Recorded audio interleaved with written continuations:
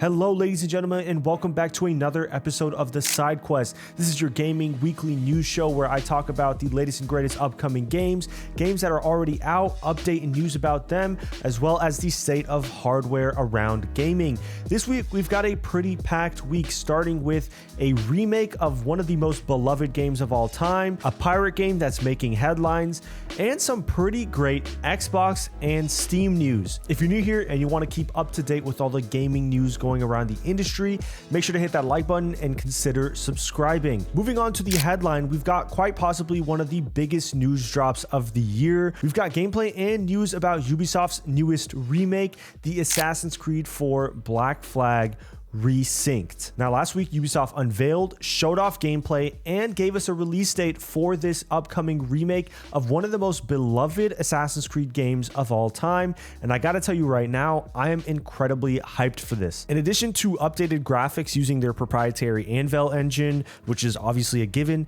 there's been quite a bit added and changed around for this remake. Even though they've largely kept the identity of the game, which is a really good thing to see, they have reworked a lot of the core experience, including removing old features and adding some new ones. Combat in particular has been reworked to add a more involved parry and takedown mechanic. In the old game, combat was pretty painfully easy and linked to a chain takedown mechanic. I vividly remember back in the day playing as Edward and having a sea of dead Templars around me because of how easy the combat was. It was fun, don't get me wrong, but it's good to see a more involved combat system, and that'll definitely keep things more engaging overall. On top of that, stealth is getting a bit of a boost as well. Notably, you can now crouch whenever or wherever you want. This was previously not possible, and Edward would only automatically crouch in tall grass. This is a great stealth addition that is present in the newer games, and it adds a dynamic element to stealth as a whole. In addition to that, the dreaded tailing missions also do not automatically fail if you're spotted. Instead, you will now engage in combat to resolve the quest, which is, in my opinion, a fantastic change as well.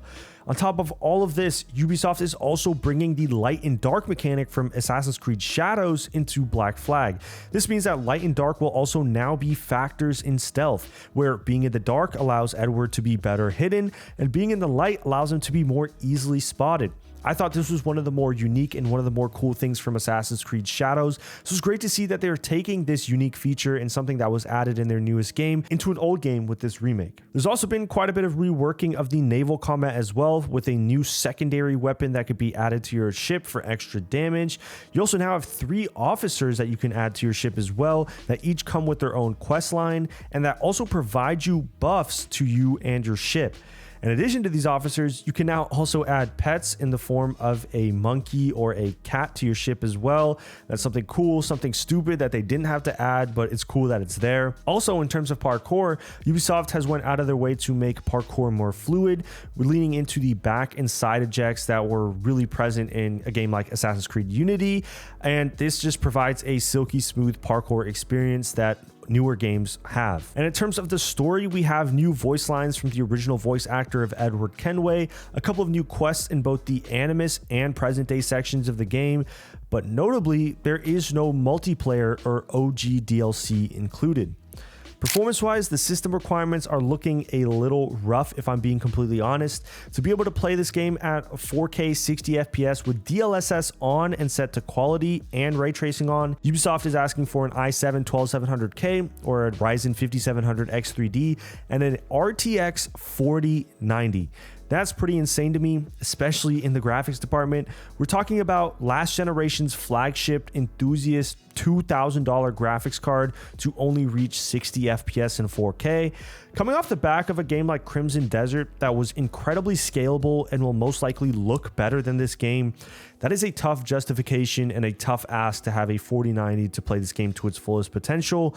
Now, granted, I think this game will also be pretty decently scalable. On the lower end at 1080p 30 FPS, they were asking for a 1660, which is pretty doable as it stands. That's already a pretty lower end card, so that's not too big of a deal. But again, that's at 1080p and 30 FPS. So that is the bare minimum that you can expect to have a somewhat decent experience. If you want any sort of better experience than that, you're going to be looking at a 20 series card or a 30 series card, which of course costs money. All that being said, the game will be releasing on July 9th, making this a perfect summer game in my opinion. To give my thoughts on Assassin's Creed Black Flag and Resynced as a whole, this is without a doubt my second favorite Assassin's Creed game of all time. My first being Assassin's Creed Unity. I just love that Paris setting and the graphics and everything about that. That game was insane.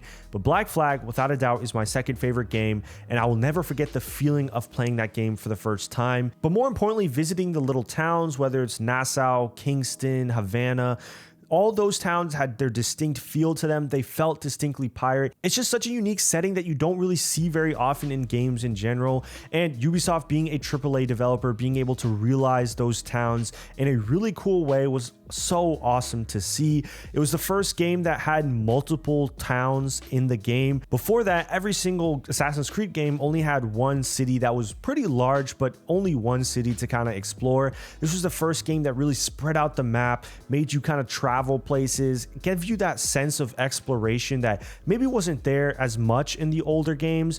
And I will always love Assassin's Creed Black Flag for that. The story is also, I think, one of the best stories that have come out of Assassin's Creed. The story of Edward Kenway, his transition from being a pirate into an actual assassin, and the fact that he wasn't really born into it, or this wasn't his like destiny, so to speak, and that he just naturally fell into this for his own personal gains. It's just such an amazing story. It's such an amazing plot line. They mixed that with the pirates perfectly. They gave us an experience that I will never forget. And to be honest, the graphics now with this Resynced remake are what I thought it looked like way back in the day. And I'm excited for that nostalgic feeling I'm going to get when I play this game in the summer. Moving on from the headline into the backlog and moving on to another pirate game, funny enough, we got to talk about Windrose. Now, Windrose released a couple of weeks ago on April 14th into early access on Steam, and this has been taking the gaming community by storm. Developed by a small developer in Kraken Express and published by the makers of Palworld in Pocket Pair, Windrose is a survival pirate game, and let me tell you right now, it's fucking awesome. It is a fantastic survival game, even for a game being in early access. I've been playing with my fiance, and just the act of exploring these Caribbean islands, building up our resources, building out our bases, discovering caves, fighting and getting fucked up by dodos, this game has truly been immensely fun. The pirate stuff, while light, still provides just enough of that pirate fantasy, whether it's with the Black Flag style ship combat, visiting the pirate coves and towns, or just sailing the high seas. It scratches that itch just enough. This game also has been reviewing really well. It currently sits at a very positive on Steam and has over 100,000 players playing concurrently.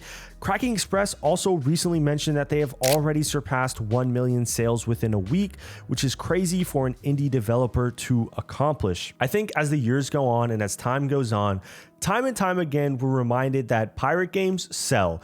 If you've got a pirate game and you have a good idea about that pirate game, people chomp at the bit for this stuff, man. Because when you really break it down, pirates are just cool. I think the setting of being in the Caribbean islands is super cool. It's tropical, it's blue. It's not as sterile as some other historical periods of time.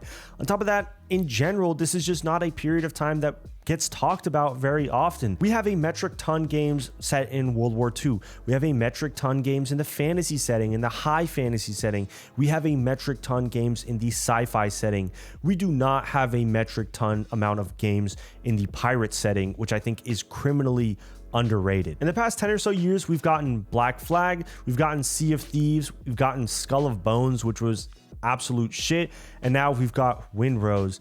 And so the fact that there've only been 4 or so games in the past 10 years that even have anything to do with pirates just shows you how criminally underutilized this setting is and how people really want a game set in this setting. If someone goes out and makes an RPG where you are a pirate and gives us a pirate themed story, I think it would actually sell like crazy.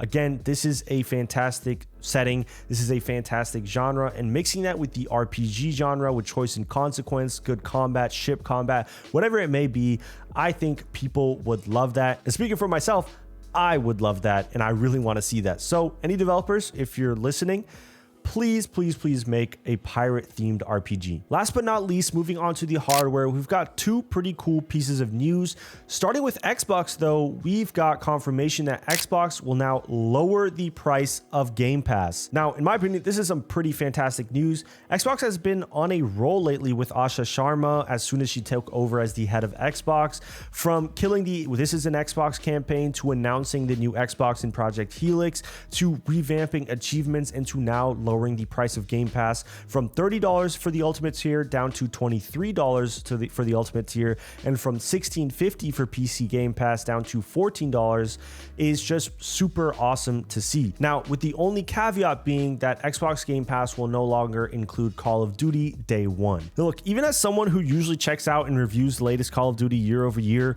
I recognize that I well and truly am the only use case of Xbox Game Pass where this most likely hurts me. I always play Call of Duty for a month or two, review it, and then never touch the game again. So leasing it from Xbox Game Pass is ideal for me. But again, for most people, either you're a Call of Duty player in which it's much more economically feasible to just buy the game outright every year, or you're the vast majority of people and never touch a Call of Duty, in which case this one game was artificially raising the price of Xbox Game Pass by $7 a month or $86 a year, which is a lot of money. All in all though, by and large, I think this is fantastic news for the Xbox community, and I'm glad to see Xbox taking these small wins here or there and kind of trying to build back the trust of the brand. Now, if Xbox has a good Game Gear, which it looks like it is really shaping up to be, and they continue with these small dubs and don't decide to shoot themselves in the foot like they really like to do, I think Xbox maybe, just maybe, has a chance to bring back some competition with PlayStation and Nintendo. In other news, we finally got a feature list and a price and a release date for Valve's Steam controller. Now, this controller will feature Hall effect magnetic thumbsticks, 2 trackpads on either sides of the controller for mouse input, grip buttons, and gyro, all for the price of $99. Now, I think the price at first look does seem pretty steep, especially compared to Xbox and PlayStation's offerings at the base level, which start around $75. I think for what you're getting, this is actually a pretty great deal. You're getting a lot of pro level features, especially with thumbsticks, the trackpad, and some gyro for $99, which I think is a really, really solid deal. The only caveat is that this only works for Steam at the moment. You cannot use the Steam controller to go play your Xbox Game Pass games or any games you bought on Epic. You have to add these games as a non-Steam game into your Steam library to be able to play them, which is a little bit annoying, to be honest, but to be honest, it's fine. It's not that big of a deal. It's just that extra step you have to take. But, you know, it is what it is. Personally, for me, I'm going to be holding off on buying this, and I am waiting for the Steam machine to drop. Hopefully it's still happening this year, because then I will purchase that, put that in my living room with the controller, and then have a hell of a time with it. But either way, that's going to do it for the news this week. Let me know down below your thoughts on everything we talked about, whether it's with Assassin's Creed Black Flag Resynced or Windrose, or with Xbox Game Pass dropping prices, or even the Steam controller. I want to hear everything y'all have to say down in the comments below. Are you enjoying Windrose? Is that a game that you've even thought about playing? Is it a game that piques your interest? What about Assassin's Creed Black Flag Resynced? Is this a game that you're going to be picking up day one? What do you think about the original Black Flag? I know most of y'all probably love it, but I'd still love to hear what y'all have to say down below. And what do you think about the Steam Machine controller? Is it something that you're going to be picking up day one? I know $99 is pretty steep. Is that something you're willing to pay for a controller? I want to hear what y'all have to say in the comments below for that as well. Again, if you like this type of content, make sure to hit that like button and consider subscribing. It's been CGG. I'm out.